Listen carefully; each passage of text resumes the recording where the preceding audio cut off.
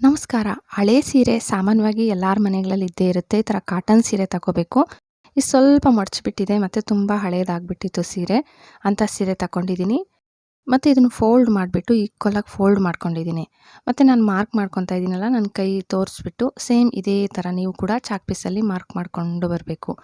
ನೋಡಿ, ಎಲ್ಲ ಮಾರ್ಕ್ ಮಾಡ್ಕೊಂಡು ಬಂದು ಮತ್ತು ಕತ್ತರಿಯಲ್ಲಿ ಕಟ್ ಮಾಡಿ ಉದ್ದಕ್ಕೆ ಸೇಮ್ ನೀವು ಹೆಂಗೆ ಮಾರ್ಕ್ ಮಾಡ್ಕೊಂಡಿರ್ತೀರಲ್ಲ ಹಂಗೆ ಉದ್ದುದ್ದ ಕಟ್ ಮಾಡ್ಕೋಬೇಕು. ಅಲ್ಲೇ ಎಲ್ಲನೂ ನೀವು ಫೋಲ್ಡ್ ಮಾಡಿರ್ತೀರಲ್ಲ ಸೀರೆ ಕರೆಕ್ಟಾಗಿ ಇರೋ ಥರ ನೋಡಿಕೊಂಡು ಉದ್ದಕ್ಕೆ ಕಟ್ ಮಾಡ್ಕೋಬೇಕು. ಒಂದು ಹೆಚ್ಚು ಕಡಿಮೆ ಹಂಗೆ ಬೇಡ, ಉದ್ದಕ್ಕೆ ಕಟ್ ಮಾಡಿಬಿಟ್ಟು ತೋರಿಸ್ತಾ ಇದ್ದೀನಿ ನೋಡಿ. ಇವಾಗ ಇದನ್ನು ಸೈಡ್ಗೆ ಇಕ್ಕೊಬಿಡೋಣ.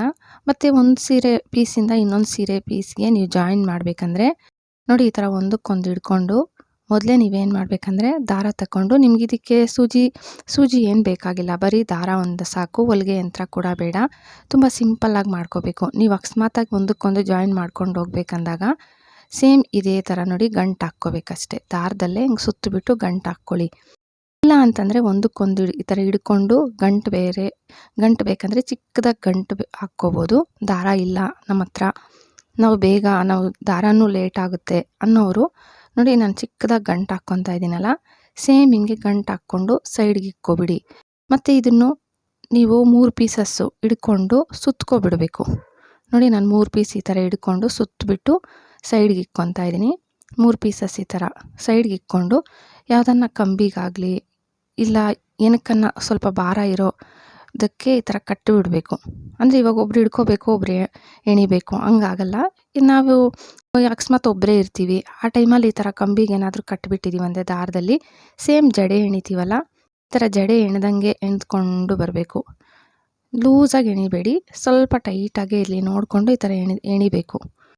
ಇವಾಗ ನಿಮಗೆ ಎಷ್ಟು ಪೀಸಸ್ ಇದೆ ನಿಮ್ಮದು ಸೀರೆದು, ಅಷ್ಟೂ ಸೀರೆನೂ ಸೇಮ್ ಈ ಥರ ಎಣಿಬೇಕು. ನೋಡಿ, ನಾನು ಎಣಿತಾ ಇದ್ದೀನಲ್ಲ, ನೀವು ಬೇರೆ ಕಲರ್ ಬೇಕಾದರೆ ತಗೋಬೋದು. ನಮ್ಮ ಮನೇಲಿ ಇದೇ ಕಲರೇ ಸೀರೆ ಹಳೇದಿದ್ದು, ನಾನು ಈ ಕಲರೇ ತಗೊಂಡಿದ್ದೀನಲ್ಲ. ನಿಮ್ಮ ಮನೇಲಿ ಇನ್ನೂ ಬೇರೆ ಕಲರ್, ಡಾರ್ಕ್ ಕಲರ್ ಇದೆ. ಒಂದೊಂದು ಸೀರೆ ಏನಾಗಿರುತ್ತೆ, ಸ್ವಲ್ಪ ಮಡಚಿಬಿಟ್ಟಿರುತ್ತೆ ಜಾಸ್ತಿ, ಕಾಟನ್ ಸ್ಯಾರೀಸು, ಮತ್ತು ಸ್ವಲ್ಪ ಅರ್ಧೋಗಿರೋ ಸೀರೆನ ತಗೋಬೋದು. ನೋಡಿ, ಎಣ್ದಿದ್ದಾದಮೇಲೆ ಇದಕ್ಕೆ ನಾನು 4 ಪೀಸಸ್ನು ಕಟ್ಟಿದ್ದೀನಿ.